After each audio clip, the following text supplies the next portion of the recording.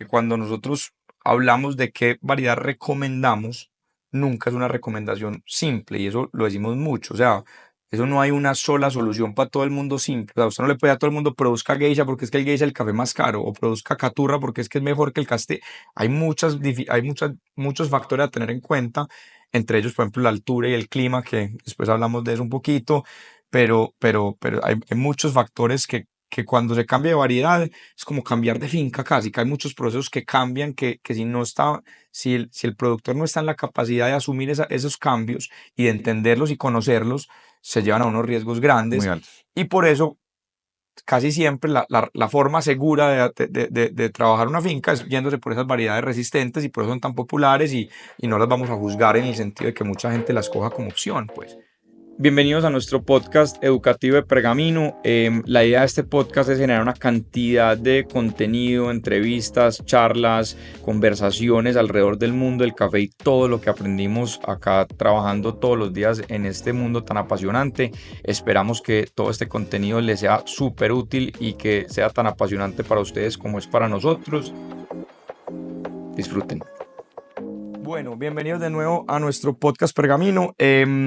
Hoy vamos a hablar con Leo sobre otro factor que afecta la calidad. Ya en el pasado hemos hablado sobre procesamiento en finca y hoy vamos a hablar sobre otro gran factor, probablemente me atrevería a decir que de pronto el factor, ¿cierto?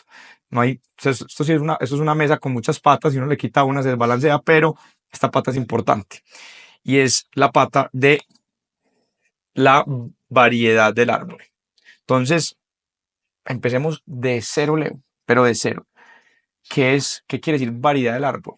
No es café, no es un solo árbol. ¿Cómo le explicamos a nuestro público que no hay un solo, no es solamente un árbol de café?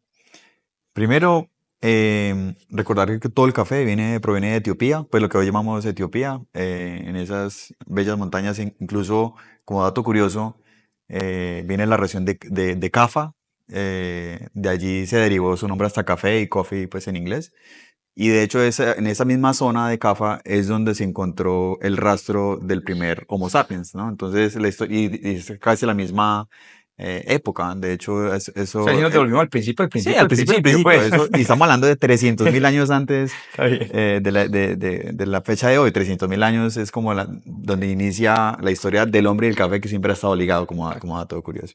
Pero todo el café viene en general de Etiopía, ¿no? Y como variedades, primero, pues digamos, tenemos la especie como tal, es la Coffea arábica. O sea, si nosotros hacemos un árbol como genealógico del Ujú. café, arrancamos es por especie, no por Especie, variedad, ¿cierto? O sea, especie. científicamente arrancamos por especie y hay varias especies de árboles de café.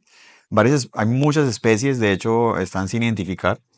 Pues identificar Comercialmente, la totalidad, la pero sí totalidad, hay sí. varias O sea, se cree identificadas. que pues, identificadas hay más de 400, 500 especies. Eh, en este caso, comercialmente, en producción, pues tenemos solamente dos, que es la Coffea arábica y la Coffea canéfora o robusta. Y algunos pues han utilizado de hecho otros tipos de cofeas como el eugenoides, que en Colombia hay un productor de eugenoides. Pero digamos en lo primario es el Coffea arábica. Entonces ahí arranca como esa base de esa gran familia del Coffea arábica, es una sola familia. Dentro de esa familia existen otra vez identificadas más de 3.000, ¿cierto? Pueden ser más, pero no se ha hecho la identificación total por diferentes razones. Pero eso es, hagamos de cuenta que es como, por ejemplo, la especie Canis domésticos, los perros, ¿no? Entonces, los perros hay una gran variedad, ¿cierto? De tamaños, de colores, de Háblame al 8. portes. Sí, ese no se sabe si no se puede Si me identificar. preguntan en la calle, yo digo es pastor africano enano. Y la Er, gente que, wow, Claro, es un chando. Pero sí. Ay, pasa lo mismo con las variedades. Hoy en sí, día le sí, sí. ponen variedades Todo el a mundo le todo, pone sí. unos nombres súper Exacto. sofisticados a Sí, chanditas, pero que son chanditas queridas, buenas, queridas. Bueno, que el perro no claro. es tan querido, pero No, es no está mero acá. perro Definitivamente. fino, pues. Sí, exacto.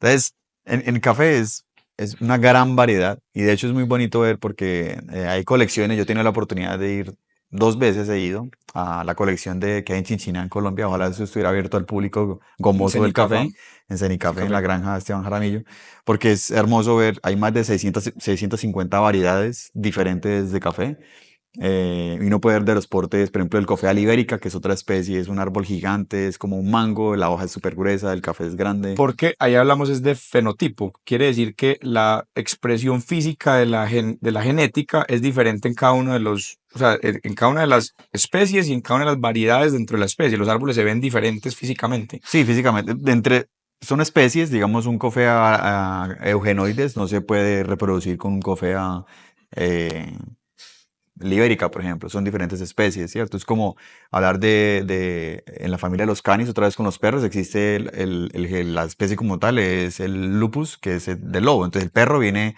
del lobo, pero ellos dos no se pueden mezclar, Sí, ¿no? o como Digamos, los gatos, hay una o sea, excepción a la regla, pero como todo, pero ya vamos a entrar a la excepción, no y nos vamos además a la de excepción todavía. la- Venga, empecemos, sigamos desde el principio. Entonces, tenemos dos, digamos, tenemos muchas especies, pero dos que son comercialmente producidas, comercialmente que son la especie canéfora, que la llamamos muchas veces robusta, o conilón en Brasil. o conilón en Brasil, y la cofea arábica, que es la que más conocemos en Colombia y que ahí empieza una distinción fundamental y básica, y es normalmente el robusta produce más por árbol y es más robusto, como lo dice su nombre, o sea, le da menos las plagas, inclusive tiene un poquito más de cafeína, Sí. tiene más de ácido clorogénico también y por eso lo hace resistente a más plagas, ¿cierto? Em, Mientras que el arábico, cuando hablamos de cafés de calidad, de alta calidad, normalmente hablamos de cafés arábicos, ¿cierto? Los robustas son utilizados principalmente para el mercado de cafés instantáneos, descafeinados. Muchas veces se utiliza café robustas que hablábamos en el podcast de café descafeinado. A los europeos y a los italianos les encanta el robusta de Brasil y de Vietnam, que los dos son los productores más grandes de robusta, Vietnam y Brasil, porque genera mucha crema y es un shot En amargo, el espresso, sí. exacto, pero tiene mucha menos complejidad aromática, ¿cierto? Entonces, bueno, ahora concentrémonos en el mundo de las variedades del cofea arábico. Ah, bueno, yo creo que vale la pena. El cofea libérica no se produce mucho, aunque en Brasil están tratando de producirlo más comercialmente. Pero ¿qué tiene de especial el cofea libérica? No, pues especial es que es otra especie totalmente diferente. De hecho, hay algunas pruebas que están produciendo, creo que es en Malasia, con ese famoso Sasha Seste. Sí. Ellos están Dice haciendo que tiene algunas baja cafeína, pruebas. ¿no? Baja cafeína, el grano es grueso, grande. Realmente, yo tuve la oportunidad de probar alguna vez y pues complejo aromáticamente no es, sino que como es diferente, el árbol es totalmente diferente. Uno Sí, cuando lo puede ver es un árbol gigante, parece como un níspero. mucho más grande, es el tamaño de un... Las hojas son parecidas a un níspero, Sí. pero el tamaño es de un árbol de mango en plena producción. Pues, o sea, pues es bonito verlo, o sea, digamos, como sueño también en la finca uno quisiera tener un jardín para poder mostrar ese tipo de cosas.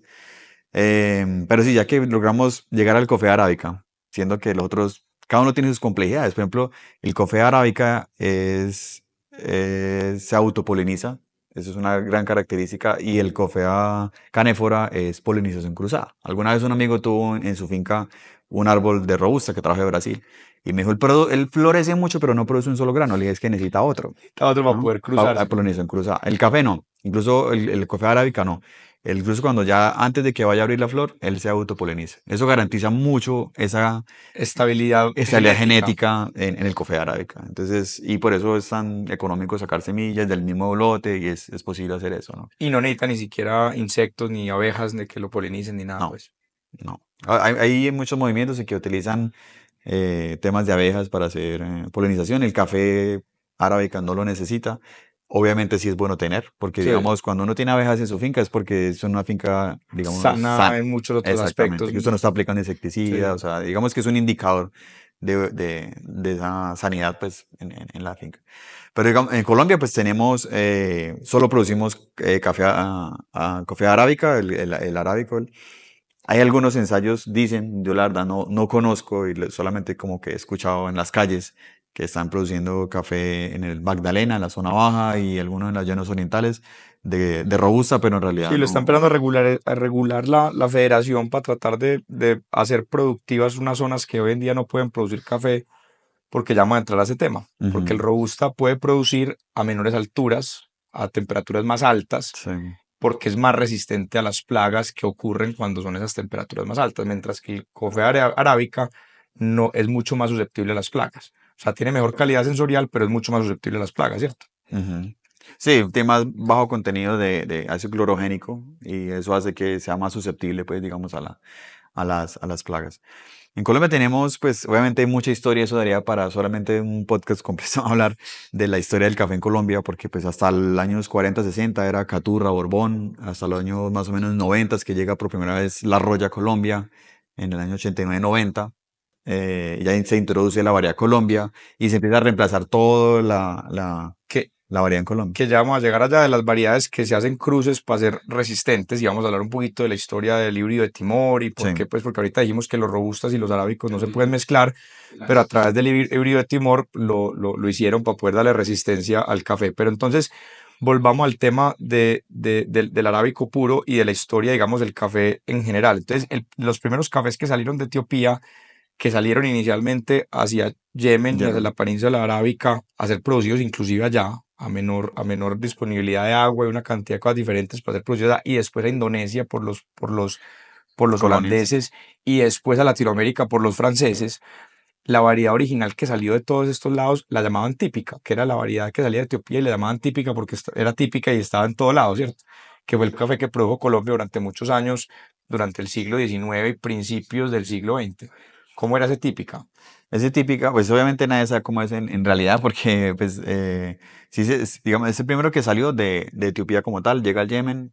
En Yemen hay 9 meses de sequía y 3 meses de lluvias. Eso hace que el clima modifique genéticamente, haga una mutación en el café y tenemos que el moca es un grano pequeñito que ya estaba en las tiendas y que ya lo O sea, el conocemos. típica en Yemen migra y muta hacia lo Muta, que hoy llamamos moca, moca, que es un árbol de porte más pequeño, de hoja más delgada y de grano muy muy delgadito, que delgado, inclusive esto en el calendario de Adviento es muy difícil de conseguir, muy difícil.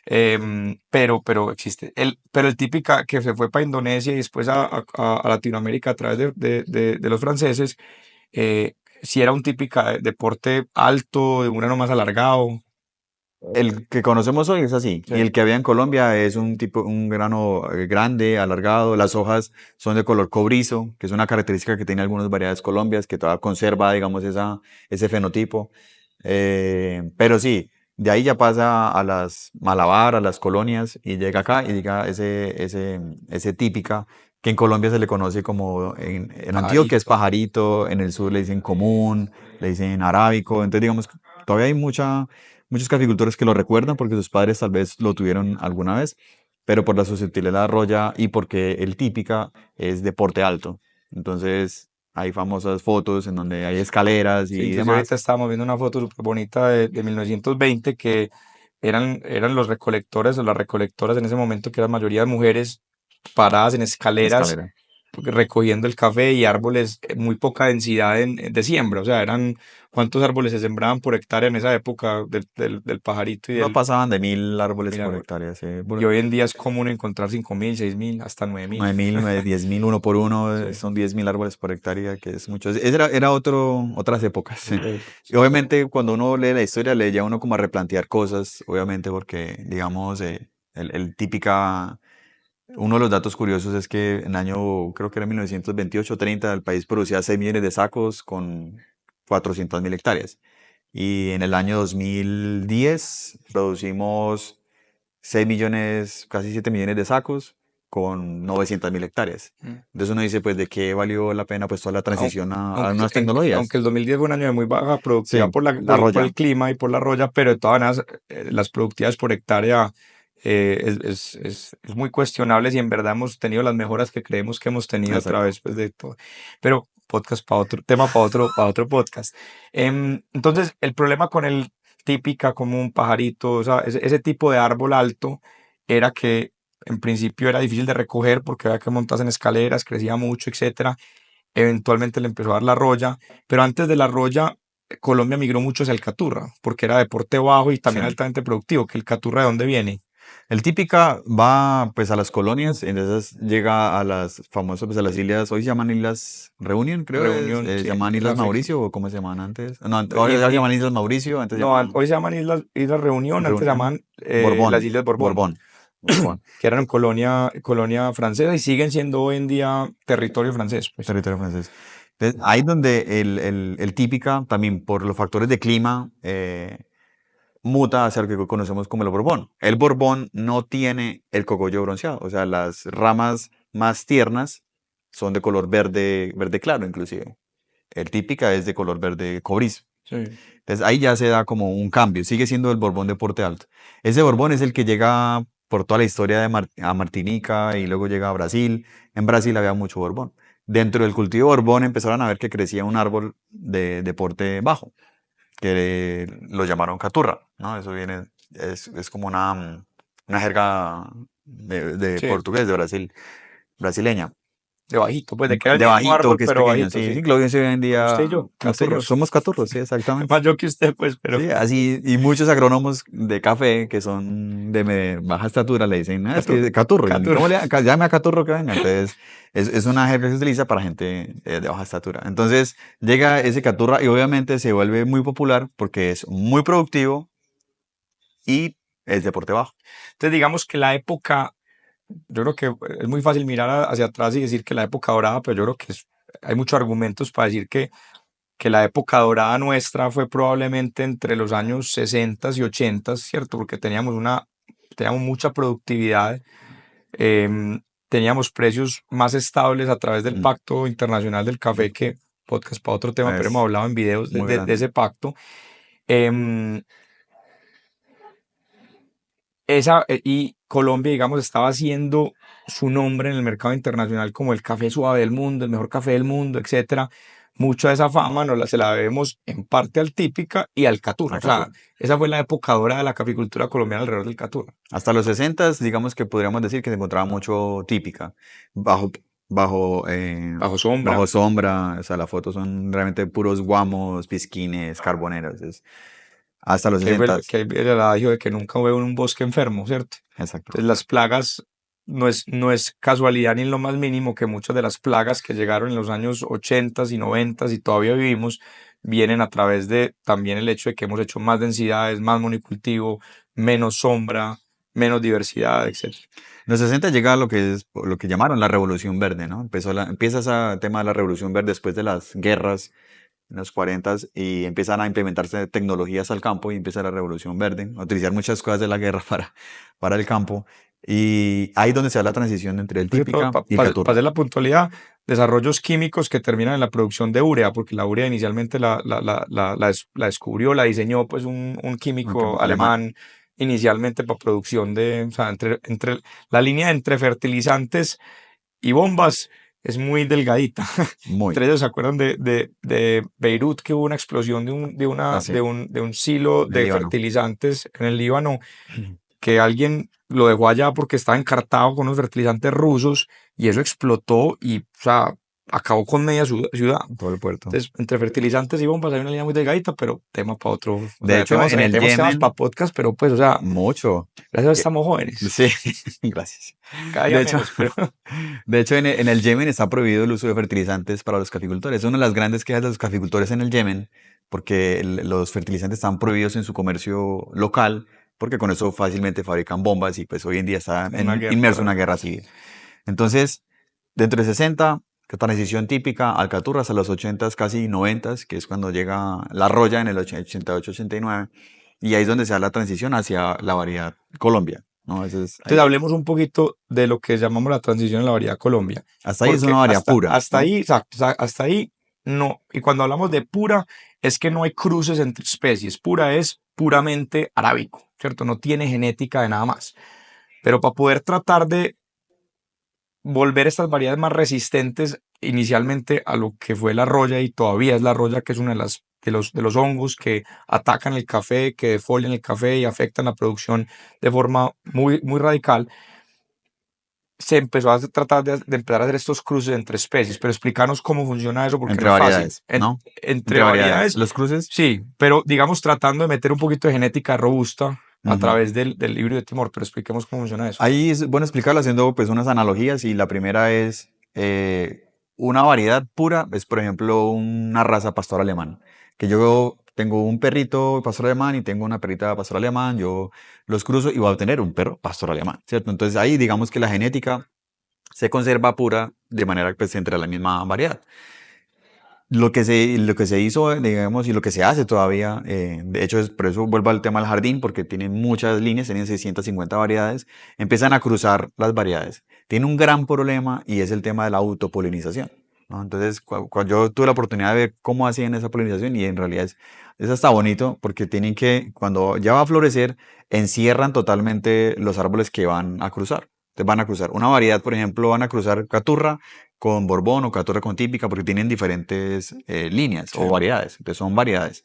Entonces hay variedades que caturra, típica, borbón, todas las que son variedades puras, ¿no? Que han identificado y empiezan a hacer el cruce. Entonces tienen que encerrar con una malla para que no entren insectos porque también puede de alguna manera eh, afectar la polinización.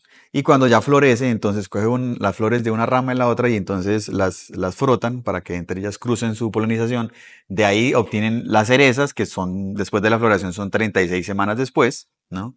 De ahí tienen la semilla, vuelven y plantan, esperan a ver qué dio en diferentes líneas.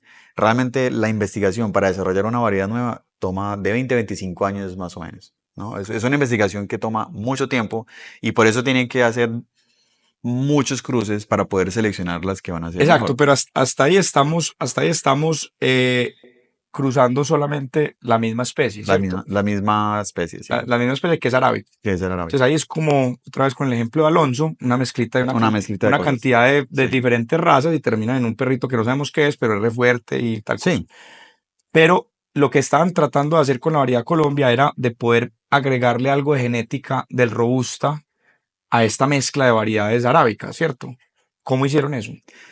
Ahí utilizaron lo que se conoce como el híbrido de Timor, ¿no? Entonces el híbrido, la palabra híbrido significa el cruce de dos especies, que es muy raro verlo pues en la naturaleza. Y de hecho hay muy pocas excepciones. Ujú. Digamos, la más común para poder explicar es el origen de la mula, ¿no? Entonces tenemos eh, un burro, ¿cierto? Que obviamente es un equino, pero es de otra especie, y tenemos otra especie que son los caballos, entonces una yegua. Yo los cruzo ellos dos, siendo dos especies distintas, por alguna razón, ¿cierto? La yegua queda embarazada y da una Mm. mula. De hecho, la mula es estéril, ¿no? La mula no tiene, hasta ahorita no tiene descendencia, ¿no? Hasta ahí como que porque pareciera que fuera como un error de transcripción del código genético. Entonces lo que le hace la naturaleza es cortar hasta ahí y como que no va a seguir porque a dónde va a dar.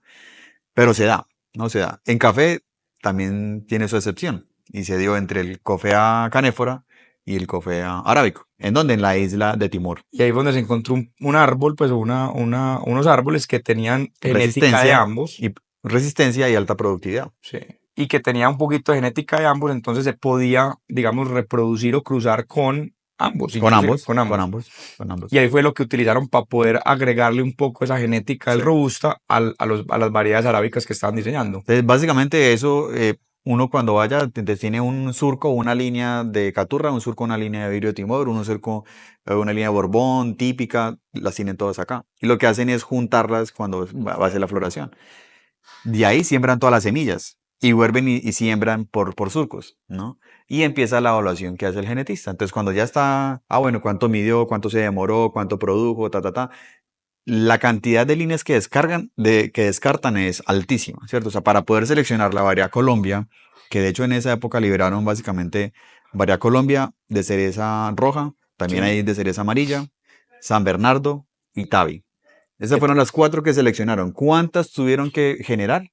¿Y Miles. cuánto se demoraron para estabilizar esa genética? Son 20 años. 20 años. Porque tiene que sacar la semilla, digamos ya, digo, a este tiene muy buen crecimiento, muy buena productividad, buena resistencia, bueno, todos los datos que digamos es la óptima estadísticamente, de ahí yo siembro nuevamente y tengo que esperar 5 generaciones para decir que la variedad está estable, ¿no? Porque si yo tengo un perro pastor alemán y me salió un gran danés, pues digamos que la variedad no es estable porque me está manifestando la genética de otras variedades, Y ¿no? acá una anotacioncita rápida porque no falta el que diga, uy, eso es genéticamente modificado, ¿cierto? No. No, o sea, esto no hay una, cuando se modifica genéticamente un producto agrícola es porque se le mete un gen de otra cosa Ujú.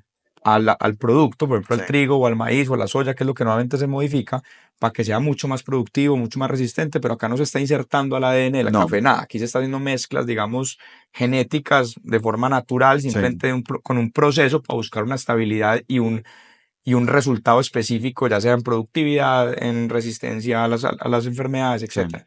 Sí, lo mismo con el tema de los perros. Por ejemplo, un amigo tenía una Golden Retriever, ¿no? Y estaba pues ya para ponerle pues otro perrito y la perra se voló, ¿cierto? Se voló de la casa y por allá fue y tuvo su relación con otro perro de otra variedad La y noche de pasión. salió una noche de pasión y salió pues los hijos salieron con características del uno y del otro. Mm. Entonces eso es lo que se busca básicamente en una variedad, que tenga las características cuáles, las que uno busque. En este caso es alta productividad, resistencia a la roya y que sea deporte bajo. Esas fueron como las características que ellos determinaron o los indicadores para decir esta variedad es la que vamos a liberar.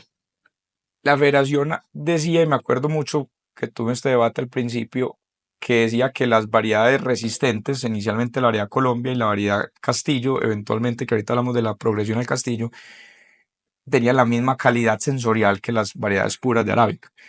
Pero como decimos los paisas, de eso tan buenos sean tanto o no. No, totalmente no. Yo recuerdo haber estado en esa reunión y obviamente dicen, no, es que el Castillo, el Varia Colombia, tiene un 20% de caturra. Y simplemente hace una asociación muy simple, que es decir, entonces si tiene 20% de caturra, pues también tiene la calidad de taza del caturra. Entonces, pero eso no es uno más uno. La genética jamás, y si alguno que nos escuche que sea biólogo genetista, la biología es muy compleja Compleja. y de manipular es mucho más compleja. Y ya digamos que entramos en el tema, pues, donde no, como dicen por ahí, no tenemos pruebas, pero tampoco dudas, ¿cierto? Después de 12 años de trabajar con cafés especiales y Sí, catar, me atrevo a decir que ya millones de muestras, podemos tener tranquilidad en decir que no es que la variedad Castillo o la variedad Colombia den una taza de café mala, ¿cierto? Porque no las dan, o sea, hay muchos otros factores que afectan la calidad y se exacto. pueden encontrar variedades Castillos y variedades Colombias que, categorizaríamos, Uf, bueno, lo meteríamos en una sabio, categoría sabio. de cafés de buena calidad, inclusive cafés especiales. Pero lo que también podemos decir con toda claridad es en los eslabones más altos de complejidad aromática, que ya vamos a empezar a hablar de eso, cuando hablamos de cafés de más de 86 puntos, de 87, 88 y para arriba, son muy pocos los castillos y las variedades colombias que podemos categorizar en esa categoría, ¿sí ve? Sí, En ese nivel, em, mientras que los que encontramos en su totalidad sí son variedades puras, como el Caturra, como el Borbón, inclusive geisha, sí, típica, y sí. ahora que vamos a hablar de las variedades, Ujú, digamos, nuevas, que no son nuevas. nuevas, pero Ujú, pues que claro. apenas estamos descubriendo y disfrutando, como el Geisha, el Borbón Rosado, el Chiroso, etcétera, etcétera, que ya entramos ahí. Pero sí es importante dar esa anotación de que no es que sean malas, pero sí ya tenemos por lo menos en nuestra experiencia claridad que en los eslabones más altos no encontramos pues una complejidad aromática al nivel de otras variedades puras, pues por decirlo así. El problema es que no es uno más uno, ¿no? Hace poco hubo un estudio en donde trataban de entender o de alguna manera responder a esa pregunta de que si el Caturra tiene la misma calidad de taza del Castillo, que fue en Nariño, y obviamente se hicieron un análisis estadístico de muchas regiones de Nariño, en ese caso, y al final la conclusión final fue que no había diferencia estadística en calidad de taza del Caturra del Castillo. El problema es que no es la única factor que influye en la calidad de taza, ¿no? Entonces, que es No, lo que vamos a hablar después, pero es un factor muy importante, pero de ahí para allá está el clima, el proceso, la de yo creo que tostado, o sea, y si usted es estadístico, los cafés especiales no existen no porque usted existen. coge el 100% de los cafés y busca el promedio va a ser Ujú. regular. El café especial no está dentro de la estadística, está en la cola de la cola de la cola de la estadística. Yo tengo una historia y es que cuando yo fui una vez jurado a tasa de excelencia, entonces eh, fui jurado nacional y al mejor jurado nacional le daban el cupo para ser jurado internacional en tasa de excelencia. Entonces hacía un análisis estadístico. Y yo dije, no, pues yo voy a ganar. Porque entonces yo le pagaba a los cafés que eran muy buenos, yo les daba 88, 89 puntos. Y a los cafés que eran muy malos, les daba 80. Y quedó el que le dio 86 a A todo. todo. El que le dio 84 a Fue súper todo, consistente. exactamente, en el análisis de varianza de dispersión, pues él la tuvo así. Y yo la tuve así porque tuve un rango pues de puntaje muy alto, entonces usted no sirve para catar, y como así.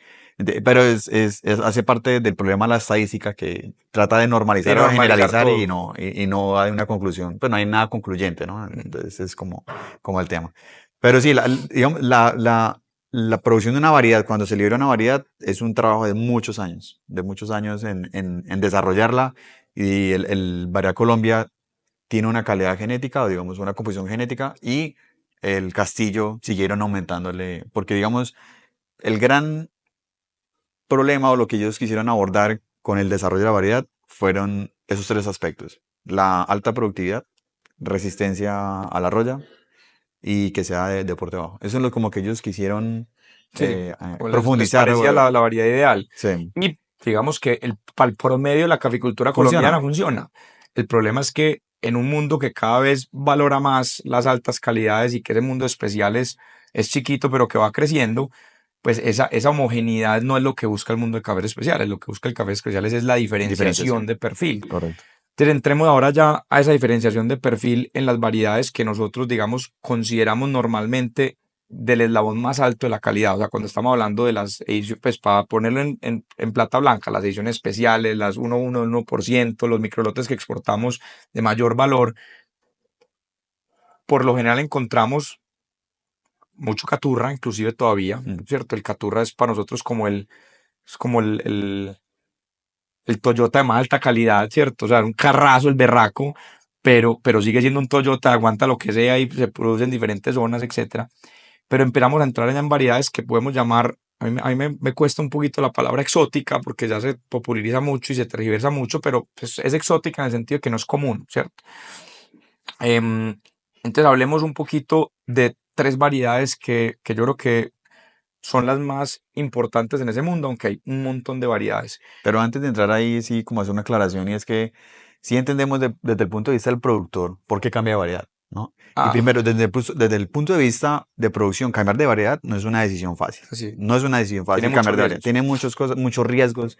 Y si yo soy un productor que vivo de mi caficultura y vi cómo la roya llegó y me arrasó el cultivo, se me acabó el ingreso, tuve que vender la finca, el carro, lo que sea, son 2, 3 años para volver a cambiar de variedad y eso es un costo económico, familiar, de peleas, de todo. Entonces, cambiar la variedad no es tan fácil. Lo entendemos porque Caturra fue un gran golpe en nuestro país en el año 2009-2010 y nosotros en nuestro trabajo tratamos de incentivar ese tipo de variedades que todas son susceptibles a la roya y les decimos, entendemos su preocupación y también queremos traerle la solución. Digamos, vamos a apoyarlos y vamos a Sí, trabajarlos con exacto. Muy, ustedes. muy, muy válida el comentario porque cuando nosotros hablamos de qué variedad recomendamos, nunca es una recomendación simple y eso lo decimos mucho. O sea, eso no hay una sola solución para todo el mundo simple. O sea, usted no le puede a todo el mundo produzca geisha porque es que el geisha es el café más caro o produzca caturra porque es que es mejor que el casté.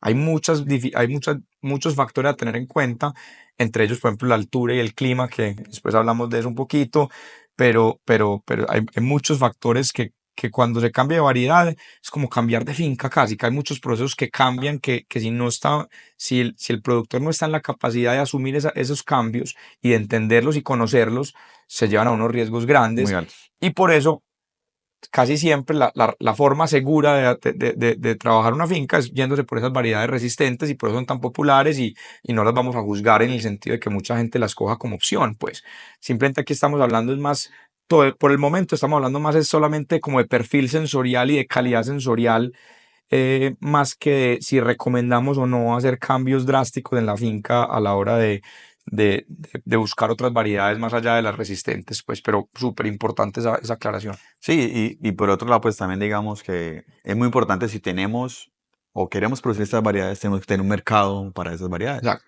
Porque a veces Usted llega productores, al pueblo y le dice, tengo geisha, le sí, dicen, "No, la carga está a 2.800.000, le lo pago a eso, mismo, pues, o sea, claro. no le... Entonces, son dos aspectos muy importantes. Ahora sí, las variedades son. Listo, entonces, y hoy en día sí que todos los días sale en Instagram una nueva variedad, que el ombligón, que el picante, que no sé qué, que no sé cuántos, Sí. pero antes de entrar en ese ruido, que ahorita si quieren lo tocamos un poquito, entremos yo lo llamaría como el podium de las variedades de alta calidad hoy en día, ¿cierto? O sea, el trío dinámico de las mejores variedades en el mundo de especiales, ¿cierto? Estamos hablando de geisha, de chiroso y de borbón rosado, que son las que más vemos en los eslabones más altos de calidad En sensorial, en concursos. concursos, etcétera. Empecemos por, empecemos por el geisha, que es un poquito menos controversial y más clara la historia. Contanos un poquito del geisha. El geisha, de hecho, pues a mí me tocó hacer como dice Santo Tomás, poner el dedo en la llaga y entonces fuimos hasta Panamá. Tenemos un amigo coreano, cliente y amigo en común, y él nos llevó a pasear por Panamá. Obviamente otra vez, todo el café es africano, pero la historia empieza con la hacienda La Esmeralda, En Panamá. En Panamá. Michael Peterson, él hasta ese momento, y todavía hay mucho café Catuay rojo y Catuay amarillo en Panamá, pero él producía eso y él tenía la visión de, bueno, ¿y qué más hay para hacer? ¿Cierto? Entonces él se fue, creo que se fue al Cati, que queda en El Salvador, Sí, o en Costa o Rica, en Costa Rica. creo Pero él que, fue a El Salvador. Él sí. fue en Salvador hay una colección muy grande de variedades. Él fue allá. Y es muy curioso porque muchas de las cosas que son éxitos en el mundo comienzan siendo Una chepa, una chepa, algo del azar. aleatoriedad completa. Sí.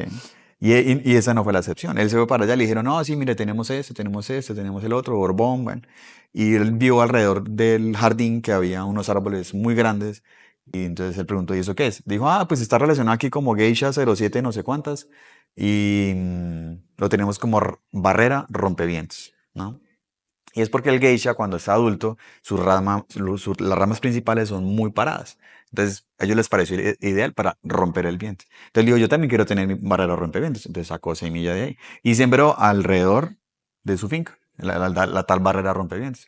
En el 2012, él se pone a recolectar las cerezas de esos árboles y vio que eran realmente algo muy diferente, ¿no? El que ha probado el geisha de las ediciones ve que el geisha se asemeja más a un té, ¿no? A una Tiene aromática, una nota floral floral. o como de Sí, limoncillo muy particular que es muy fácil de notar la diferencia pues, inicial, de los buenos geishas. de los buenos geisha. Y ya en el 2005, que también un cliente en común tiene colgada su historia de sus Marías, cuál fue la primera vez allá y 2005, estamos hablando hace 20 años, el precio del geisha en ese mini concurso de Panamá llegó casi a los $35 la libra. Y eso fue Una locura en una esa locura época. en ese momento.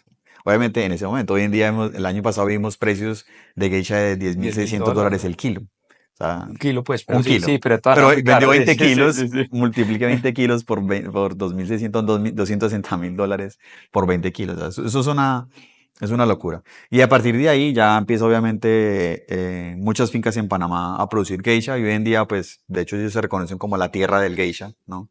Eh, y es una... Me atrevería que inclusive si usted coge el precio, aparte que Panamá produce muy poquito, produce como 50.000 sacos de café al al año, año. Sí. Colombia produce 13 o 14 millones de sacos, para que dimensionemos el orden de magnitud de diferencia de cultivos etcétera.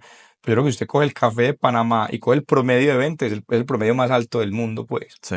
Por ejemplo, el Geisha La Esmeralda hasta el año 2023, el precio base más bajo por el Geisha de Esmeralda era $100 la Claro. libra. O sea, es una locura, pues. Sí. Si uno lo compara con el precio del mercado, pues es mucho más alto. Entonces, digamos, esta variedad, hablemos un poquito de lo que sabemos de la historia de por qué llegó allá a Centroamérica inicialmente y por qué se llama geisha. Esa teoría es muy interesante porque, de hecho, la FAO en los años 1900, en los 50 hicieron una expedición, porque ellos querían como hacer una expedición para recolectar material genético en variedades de Etiopía y poder de alguna manera pues, identificar muchas variedades. Eso se hizo en los 50 y se hizo una colección muy grande y se mandaron a 5 partes del mundo, Cuando se podía sacar cuando semillas de se podía. Etiopía. Hoy en día eso Hoy es en día prohibido. es prohibido. Eso hay historias famosas de gente que se vaya a esconderlas y los han pillado y les meten su multa, ¿no? $5.000 o una cárcel en Etiopía. Yo creo Yo creo que los mejor, 5.000 mejor pagar los dólares, sí, cinco sí, mil, sí, sí, sí. una carne de Etiopía Entonces, tiene que ir una no, cosa no. seria. Sí. En cualquier parte debe ser serio, pero allá Sí, sí, sí. debe ser muy tenaz. Entonces, en esa época sí se hizo se repartieron en diferentes centros. Colombia tiene uno, Salvador, Costa Rica, Madagascar. Me hace falta una, pero no recuerdo dónde está. Pero fueron en 5 partes. La colección más grande está en Madagascar. De hecho, tiene más de 1.000 variedades. ¿Ah, sí? Esa es Qué la más grande. maravilla. Esa es la más grande que hay. Porque hay un centro de investigación de la agricultura tropical en Madagascar. Entonces, tienen mucha Chévere. investigación en esa zona. Y ahí, digamos, ya usted puede encontrar todas las variedades. Entonces, el Gesha, que se escribe Sin la I. sin la I, pues uno en el castellano lo pronuncia con geisha. Y de hecho alguna vez algún tostador compró, pues hizo un envío hace muchos años y colocó una geisha japonesa. Entonces, pues desde ahí se Y la gente se popularizó. confunde que es geisha, pero sí es geisha Es y el geisha. nombre viene de la Montaña, montaña donde provenía, donde sacaron el material donde sacaron el genético. material genético. De hecho, sí, dice, yo alguna vez lo leí, era Geisha 0789, pues, porque eso Dato éramos, curioso, la montaña es de donde viene el nombre, no de sí, la geisha no de la geisha japonesa japonesa, que correcto. huele a flores, pues. Sí. Entonces, se popularizó este producto, esta variedad en Panamá, todavía sigue siendo la meca, digamos, del Sí. geisha. y se empezó a regar por el resto de Latinoamérica y otras partes que lo producen. Y hoy en día se consigue el geisha en otras partes, incluyendo en nuestras fincas. En su finca El Jardín se encuentra el geisha, la triple bomba que Mm. acabamos de sacar hace poquito. Em, ¿El geisha sabe igual en todo lado o no? Obviamente, uno de los principales factores es obviamente la altura, ¿no? Pero el geisha en particular, se ha notado mucho que tiene un grado de disgregación de la pureza de la variedad. Cuando trajeron la variedad a Colombia, lo siembran en un lote y un 20%, que es muy alto. Normalmente es el 5%. Y de hecho uno no encuentra mucho que el geisha tiene mucho grano redondo. Es una característica del geisha. Un grano redondo es una sola semilla por cada cereza. Normalmente tiene dos. Y eso hace que la variabilidad genética sea muy alta. Alguna vez cuando fuimos a Panamá, de aquí ya la gente hablaba que geisha de porte bajo, que geisha de cereza amarilla. Y entonces yo comenté eso en Panamá y me dijeron, no, nosotros ya mandamos a hacer análisis genéticos en Italia y en Francia y eso son otras variedades, ¿no? Entonces, digamos, de ahí es, es, es muy difícil uno garantizar la pureza. Uno cuando quiere sembrar geisha en realidad tiene que conseguir una semilla que uno pueda garantizar que es muy pura y la selección tiene que ser, mejor dicho, mucho más cuidadosa de lo normal. De los geishas se expresan muy bien a ciertas alturas, a unas alturas más bajas no se expresan tan bien, pero eso es parte de otro factor, en este caso sería la temperatura de donde esté cultivado pues, la variedad. Sí, entonces el tema, digamos, de la altura, inclusive eso da tema para otro podcast de estos de factores de calidad y súper importante. Más que la altura es la temperatura. Y aquí simplemente es un recorderis que la variedad que estamos hablando hoy, concentrando en variedad, es uno de los factores de la calidad, pero esas variedades se expresan diferente por otros temas como altura y clima, como procesamiento y eventualmente en la tostión y hasta en la preparación del café. Entonces, concentrémonos en solamente variedad hoy porque pues ya estamos suficientemente extensos en un solo tema, pero terminémoslo porque es un tema súper importante para todos, para todo nuestro equipo y para todos esos gomosos del café que nos escuchan. Entonces, el geisha, el más famoso, el más conocido, probablemente el que tiene el perfil sensorial cuando se expresa al 100% más único. em, Hay que decirlo, no le gusta necesariamente a todo el mundo. Está bien que uno diga, no quiero que mi café tenga ese perfil floral, pero volvemos a la definición de nosotros de cafés especiales y es que nosotros valoramos mucho cuando esa complejidad sensorial es limpia. Entonces, más marcados sean esas notas y más complejas sean, pues más puntaje le damos normalmente. Y por eso los geishas terminan teniendo los puntajes tan altos, porque es un perfil muy marcado y muy complejo. Entremos en las otras. Pero antes de entrar en la otra, quiero contar una pequeña historia, porque cuando estuvimos en la Hacienda La Esmeralda, y es parte de también la pregunta que me hacía de si todos los geishas tienen pues la misma Perfil. calidad, pero el mismo perfil. Cuando estuvimos en el Stand de la Esmeralda, había una mesa de catación con geisha lavado y geisha natural. Y yo en realidad pues yo dije, ¿qué puntaje le voy a poner a eso? ¿no? Entonces yo solamente me limité a ponerle notas, floral, jazmín, lo que sea, floral, jazmín. Y, estábamos con un grupo de tostadores, de clientes de ellos, y cuando ya dieron los puntajes, decían 96, 95. Yo, "Uy, hay mucho por aprender, ¿no?". Entonces anotaba los puntajes porque en realidad yo no sabía cómo puntuar eso. Después fuimos a otra finca, Finca Altieri, que Y no es sabías poco porque no son conocida. cafés que catemos normalmente, Sí, entonces hay veces exacto, uno para poder dar puntajes normalmente lo da relativo a otros a cafés, otros pues. cafés. Y también con el concepto del cliente final, que en Sí. este caso es el tostador. Fuimos a otra finca, la Finca Altieri, que casi nadie la conoce, geishas. Y para mí los geishas de esa finca eran o igual o incluso mejores pues de lo Más de la marcada la más nota, marcada más la nota, limpia, más más intensa. Y yo le dije, pues si le dieron 96 a los de la Hacienda de la 100 Esmeralda, tiene ese 100. mínimo. Y cuando ya empezaron fue a 88, 89. Y yo le dije al coreano, bueno, ¿y qué pasó aquí? Entonces me dijo, no, hablamos después. Ya cuando salimos me dijo, no, es que la Hacienda de la Esmeralda, por ser Hacienda de la Esmeralda, arranca en 90. Entonces, hay una tergiversación del puntaje Sí. porque obviamente Hacienda la Esmeralda es hermoso. O sea, eso hace parte de todo lo que encierra, pues en realidad, todo el tema de mercado.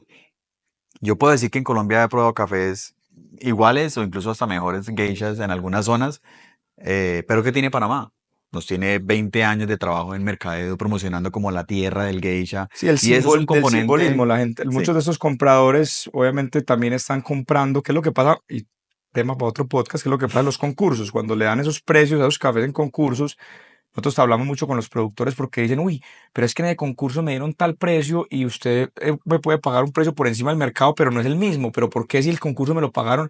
Porque es que en el concurso muchos de los compradores del concurso están comprando no solo el café, sino el sello de calidad que da el concurso y eso vale un dinero. Lo mismo que la esmeralda, la esmeralda, ese sello de calidad casi que vende el café solo, porque es el café de esa finca de los Peterson, es mítica casi en el mundo del café. Y de hecho, por ejemplo, la Hacienda de la Esmeralda tiene su propia subasta. O sea, lo que han desarrollado alrededor de esa marca como tal de Hacienda de la Impresionante, Esmeralda es sí. impresionante. O sea, tiene su propia subasta, tiene unos precios muy buenos, la atención es excelente, todo lo que encierra y son 20 años trabajándole pues a eso y han sido muy exitosos y es un modelo muy exitoso de negocio. Entonces, ya volviendo a variedades y pasando de geisha, hablemos hablemos de borbón rosado, porque yo creo que el chiroso lo quiero dejar de último, de pronto lo que le tenemos un cariño especial Sí, pues al chiroso. Entonces, el borbón rosado no es ni borbón, ni es no es rosado. rosado, pues le llamamos borbón rosado, pero definitivamente cuando es bueno es muy bueno, ¿cierto? Hablemos un poquito del borbón rosado, ¿de dónde viene? ¿Por qué le decimos borbón? ¿Por qué le decimos rosado? ¿Por qué se popularizó? Dentro de lo que he podido pues averiguar y investigar, digamos, del bombón rosado, ese eh, viene del Huila, del sur del Huila, de hecho viene de Salado Blanco o San Adolfo, uno de esos dos pueblos del sur del Huila al lado de Pitalito. Y pues como muchos, nosotros dentro de un cultivo de café, como la genética es 95% de probabilidad de que sea la misma, hay un 5% que no lo es. Y eso se ve cuando uno tiene caturra y sale un borbón o tiene uno con cogollo bronceado. Siempre hay una variabilidad. Entonces, un productor vio que dentro de su cultivo de geisha había uno que tenía el cogollo bronceado, como es el típica, por ejemplo. Y él separó café de ahí, lo que resultó ser una cereza que no madura rosado definitivamente, porque algún cliente que fuimos decía, yo quiero ver el bombón rosado, y cuando fuimos a verlo se decepcionó porque pues, vio que ni la hoja ni el grano era Sí, rosado. es como un naranja, y Naranja a veces un rojo oscurito, pálido, o sea, sí. sí, sí, pero No, definitivamente no es un no es rojo rosado, encendido pues. como, pero Sí. tampoco es rosado. De ahí se empieza a popularizar, muchas empresas empezaron a ofrecer precios buenos y altos por Y esos se le llama cafés. Borbón simplemente porque el árbol Porte tenía alto, un porte parecido al Borbón. Porte porte alto, alto, un grano más un redondo. grano más redondo. Muy similar al Borbón. Y en taza es similar a un geisha con algo, otras notas un poco más, pues, diferentes al geisha, pero tiene su parte floral, digamos, del geisha.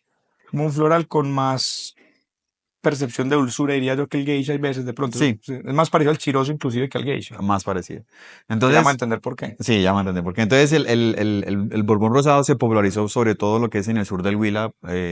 También nunca ha ganado concursos. De hecho, el Borbón Rosado, hasta donde yo sé, pues Pues el tazo de la excelencia, las ¿no? excelencias se lo ha ganado solamente chirosos y sobre todo geishas y alguna vez los chirosos. Pero el Borbón Rosado no. Sin embargo, pues hubo un push muy grande en tema de mercadeo por algunas empresas que pagaban muy buen precio por él y eso incentivó, como siempre, la sobreproducción. En este momento hay una sobreproducción de Borbón Rosado. Y ya hoy también encontramos, Y no todos los borbones rosados se expresan son a su iguales, máximo sí, nivel porque no hay son otros iguales. factores de calidad, la variabilidad genética. Aparte, el tema genético del borbón rosado se hizo un estudio genético y se entendió que por lo menos ese que analizaron, porque otra vez no hemos analizado estadísticamente la variabilidad genética que tienen los borbones que llamamos rosados, pero digamos ese que se analizó tenía era una trazabilidad genética a variedades que llamamos landrace Londres. etíopes, que son como ese mix de variedades todavía existente en Etiopía. O sea, ahí la conexión con el geisha y con ese tema un poquito más floral. ¿Ok? Sí, entenderlo, por ejemplo, como por familias. Entonces está la familia de los típicas, que de ahí las típicas tenemos, entonces como una familia donde está el típica, el Borbón, el Caturra, pertenecen a esa familia, digamos, de los típicas. Existe la otra familia de los Landres o los Landraces, y esa familia incluye el Geisha. Y Dentro, no es genética, o sea, tiene genética similar por ser sí, arábicos, pero se sabe que el Borbón rosado no viene de la familia de los típicas, o sea, no está ligado, o sea, o sea, por eso decimos que no es Borbón, porque si no viene de los típicas no no puede puede ser ser Borbón, Borbón como tal, puede tener claro. un fenotipo similar al Borbón, pero no puede ser Sí, Borbón. obviamente son de la misma especie, pues como tal coffea arábica, Sí, pero dentro de la variedad son diametralmente opuestos, son dos familias totalmente diferentes. diferentes. Y en la gráfica que nos muestra el paper que tenemos, el artículo que tenemos sobre el análisis genético que se le hace al moca, una variedad que llaman Yemenia, pues ellos pidieron muestras de muchas variedades para poder construir un mapa genético y entonces ahí es donde ubican en el mapa ubican la parte superior o ubican el típica, Borbón, Caturra, todas esas variedades, el SL28 inclusive, y en la parte inferior, que lo que significa la gráfica es que son opuestos genéticamente hablando. Y ahí están los Landraces, están los Geishas y está el Borbón rosado. Entonces el Borbón rosado no viene siendo Borbón porque es opuesto Sí. genéticamente hablando, y tampoco rosado, obviamente, porque la cereza no es rosada. Entonces es más como un tema de mercadeo, porque en inglés suena bonito, el rosado suena bonito. Entonces como que el nombre se dio como algo más desde el punto de vista comercial, mercadeo, que Que el rosado vende, si no vea la el bolsa de rosado. Urrao. Claro, eso vende muchísimo. Y en inglés suena mucho Pink, más sí, bonito. sí, sí. Mucho más bonito. Pero es parte de lo que hoy en día, esa locura de variedades, ¿no? Que el ombligón, que el ají. No hay un análisis genético, incluso del ají no se ha hecho, por ejemplo. No sabe bien. Cuando leo habla del ají es de lo que llaman hoy en día Borbón ají, Picante, por Borbón ombligón, porque tiene un tema del grano un poquito diferente, entonces se cataloga como si fuera una variedad diferente, pero todavía no tenemos suficiente No, información genética. no, El Borbón rosado es porque ya ha estado, digamos, varios años en el mercado aunque haya variabilidad dentro de ese Borbón rosado, pues ya se conoce como si fuera una variedad, pero mm, pues sí. ya sabemos Y que... hay deporte ojo también, entonces y eso complica aún más la clasificación. Ahorita hablando de deporte bajo, entramos ahí al chirozo, porque el chirozo, pues como todos saben, para nosotros nos encanta el chirozo, lo hemos, desde que lo conocimos en Urrao hace 8 o 9 años ya, nos ha encantado el perfil del chirozo, es un árbol que es productivo a alturas, pues digamos a temperaturas bajas, entonces a cafés de alturas no se sacrifica, normalmente uno sacrifica productividad a la medida que va subiendo, teniendo temperaturas más bajas, el chirozo en principio funciona bien a temperaturas bajas.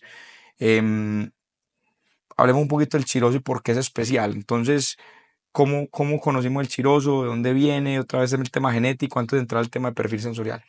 Creo que podemos empezar como de adelante para atrás, porque en el 2020, cuando mandamos muestras de hojas, de semillas pues, de café como tal, a esta empresa pues, en Francia, y resultó en el paper que tenemos pues, de que el chirozo, de hecho, también es un primo hermano del geisha, de ahí pues, su calidad, pues, su perfil muy similar.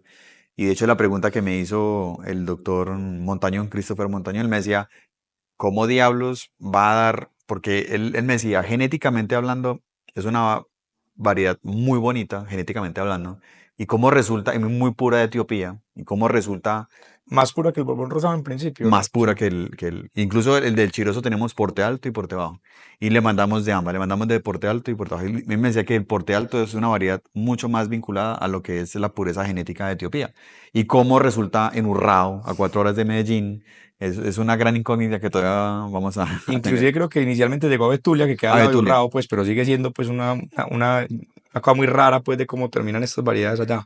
Y Probablemente a pues través de estos centros de los investigación. centros, sí, o sea, digamos, lo de la federación lleva muchos productores a ver el jardín de variedades. Yo he ido Ahí 2 veces y una también me he semillita de robado algún lado. semillas. Sí, o sea, uno lo que vaya, uno ve, Kenia, no sé cómo, pan. Y dice, todas las cerecitas al bolsillo, a ver qué sale de ahí. Y lo hicimos y por ahí tenemos otras sorpresas. Pues, pero sí debe haber sido algo así. Él llevó fue allá, visitó, tomó cerezas al azar y empezó a sembrar. Y lo curioso es que el chirozo no se sembró por su calidad en taza, sino se empezó pues a difundir entre los productores de Urrao, especialmente en Urrao, porque Urrao es un valle de 1900 metros, es frío, digámoslo. Y vieron que a esa altura, esa variedad, se comportaba muy bien a nivel productivo. Entonces se empezó a regar la semilla entre los productores. Vea, esta variedad es muy productiva a esa altura, porque realmente el Variedad Colombia o el Castillo están muy adaptados a otro clima. Y cuando se siembra en zonas más de temperaturas más bajas, la producción disminuye pues comparado con lo Sí. que se produce en zona abajo, es menos de la mitad. Entonces el chirozo resultó ser una solución para aquellos productores en zonas de temperaturas más bajas. Sí, inclusive pues cuando lo conocimos, yo me acuerdo que lo conocimos en el 2014, la tasa de la excelencia del 2014, 2012, no, 2014. 14 con... 2014, que nos llamó la atención porque nosotros, aunque normalmente no participamos de las subastas de tasa de la excelencia, que terminan siendo cafés pues, muy costosos, que para nosotros pues es más el valor de lo que vale el premio de lo que vale el café como tal, pero pues otra vez tema para otro podcast, pero esa vez participamos de la subasta porque era la primera vez que un café antioqueño llegaba al top 10 de la tasa de la excelencia, el número 7, ¿no? que quedó, sí, sí, Sí, no me acuerdo bien, pero quedó el top 10 y eso sí. fue pues, la gran sensación café antioqueño. y lo compramos de la mano de unos importadores, porque en ese momento Pergamino acaba de arrancar. Para nosotros, pues, un lote en esa época eran como, ¿te acuerdas que la tasa de la excelencia en lote en grandes, como de 2.000 kilos? En esa época sí, Como 20 sacos o 2000 kilos. 25 sacos, que para otro en esa época, pues era todo Muchísimo. el café del mundo, o sea, Sí, 3, 4 meses de todo el café que pasaba por las tiendas. sí. Em, y lo compramos se quedó un poquito mercante un cliente nuestro, importador inglés, Amor Perfecto, un tostador bogotano compró otra parte y nosotros compramos otra parte. Y cuando lo compramos, pues dijimos, vamos a conocer el productor, vamos a conocer por qué este café es tan diferente, porque lo catamos en las muestras y sabía muy diferente.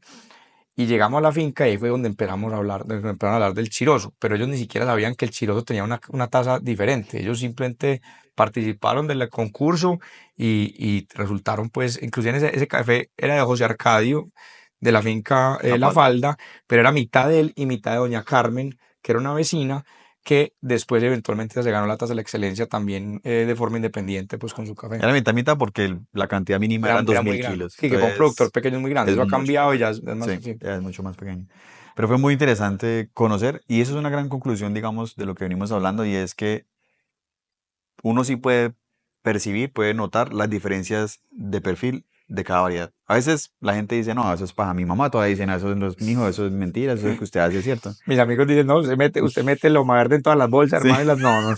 Hay le una pone diferencia diferentes, grande hay una entre diferencia todos los muy cafés. grande, sí. Y eso es bonito cuando uno está en este mundo y empieza a percibir las diferencias, y es cuando uno se enamora realmente del mundo de la catación, porque es percibir en realidad. Y sí hay una diferencia muy marcada. Y el chiroso, siendo muy similar al geisha, también tiene su gran particularidad, que para nosotros en ese momento decíamos que era como la ruda. Sí, y todavía es la Todavía. nota que decimos que es más predominante, digamos, que es una nota como herbal dulce. Que soy un amigo mío que es medio necio, pues dice que pare la marihuana, pues, pero de Sí. la fina, dice él. De la fina, sí, no es cualquiera. No es cualquiera. Pero es muy interesante, por ejemplo, esas connotaciones, porque en realidad sí lleva a uno a percibir que algo es diferente. Sí, Entonces dice uno y eso es lo bonito, pues, que tiene este mundo. Pero yo creo que para ir concluyendo, para ir cerrando, sí. yo creo que el chirozo es una muy buena opción. Yo en mi finca tengo chirozo, es una muy buena opción porque es de porte bajo. Él se comporta muy bien productivamente hablando. Hay deporte bajo y hay Hay deporte alto. deporte Que alto. inclusive pues error no, porque pues a la larga, así se le ha dicho comúnmente y pues la gente lo Sí, llama como quiera, pero cuando nosotros conocemos el chiroso era caturra Caturra chiroso chirozo, y sí. borbón chiroso, o sea, el deporte alto era borbón chiroso, el deporte bajo era caturra chiroso y ya genéticamente sabemos que no tienen, y por eso nosotros en nuestro mercadeo no hablamos de caturra chiroso ni borbón Solo chiroso, chirozo. nos parece más correcto hablar de chiroso porte bajo y chiroso porte alto. Así es. El chirozo por debajo es una excelente opción para un productor. Es susceptible a la roya, muy manejable, es muy productivo. O sea, yo he tenido cifras de 4.000 hasta 5.000 kilos por hectárea en ciertas fincas, por hectárea por año, que es muchísimo. Y la gran ventaja es que es muy compacto. Él tiene 9 años y no pasa a los 2 metros. Sí, O una variedad Colombia a los 5 años ya tiene más de 2 metros. Entonces, para un productor es una alternativa para no estar renovando. O sea, es muy buena. Nosotros lo recomendamos sí, la bastante recomendamos entre los mucho productores con aliados. más que todo a productores que están produciendo a ciertas alturas, o sea, a Ujú. temperaturas más templadas, más bajas, para tener menos probabilidad de tener roya, aunque hay que hacerle un manejo preventivo a la roya en el chiroso porque le da roya. Y lo otro que también hemos aprendido que a la larga uno solamente aprende haciendo y embarrándola hay veces, etcétera, es que como es tan productivo, hay veces un poquito bianual. Produce tanto que el siguiente día al siguiente año queda un poquito más cascado y produce un poquito menos, entonces es un poquito bianual en lo que hemos visto, por lo menos en las fincas pues, de Santa Bárbara, aunque Sí, esa temperatura más alta, una altura más baja, en Urrao no se ve tanto. sí, seguimos aprendiendo. Sí, Y de hecho estamos tratando temas de fertilización, temas de. Porque uno se puede lograr, pues, o la idea a través de podas, otras cosas, pero eso es un tema para otro sí, podcast. Pero sí, yo creo que pues, uno nunca termina de aprender. Uno siempre va a ser estudiante. Uno no es maestro de nada ni de nada, porque uno tenga la que tenga, siempre hay algo que aprender nuevo. Y el café no es la excepción. Cada día aprendemos más y es en un mundo muy bonito para seguir aprendiendo muchas no, cosas. seguro que hoy estuvo bueno y largo el Muy largo, podcast. sí, ¿por qué tan Inclusive largo? aquí pensando en cosas que me olvidaron un montón de vainas, porque esto pues se puede quedar uno aquí hablando. Bueno, el otro día hablamos un poquito más digamos, del perfil sensorial, porque hablamos mucho del perfil sensorial de las exóticas, pero no hablamos mucho del perfil sensorial de las otras. Mm, Y es porque las otras tienen un perfil sensorial menos único, entonces se moldean más por los otros factores de la calidad, como procesamiento, etcétera. Em, Pero bueno, en fin, tenemos mucho tema para mucho podcast. Esperamos que les haya gustado esto y que les haya dado una idea como de por qué las variedades de café, pues de que primero no es solamente un café, hay muchísimas diferentes tipos de variedades, inclusive especies, y que eso es uno de los factores determinantes a la hora de tener una calidad o un perfil sensorial específico. Pero, como les dijimos, la analogía de la mesa, una mesa tiene varias patas y necesita todas para poderse sostener estable, y este es el mismo caso con el café. La variedad es una de esas patas súper importante, pero le afectan otras, como la que ya dijimos en otro podcast, como el tema de procesamiento en Procesamiento. finca. Después hablaremos de tostión, hablaremos de altura y temperatura, hablaremos de preparación, hablaremos de lo que nos vaya ocurriendo, de lo que aprendemos en el camino. Entonces, nada, Leo, muchas gracias Muchas por gracias. esta conversa. Estuvo buena, larga, pero buena. Sí. Bueno, muchísimas gracias por escuchar este podcast. Nuestro propósito teniendo estas conversaciones es conectar dos mundos que creemos que están muy distantes, que es el campo y la ciudad, y hacerlo a través de conocimiento y de compartir con ustedes esta gran pasión que tenemos por el café. Entonces, cualquier pregunta que tengan sobre este episodio o de temas que quieran que toquemos en futuros episodios, por favor déjenlo en los comentarios. Nos vemos en el próximo episodio.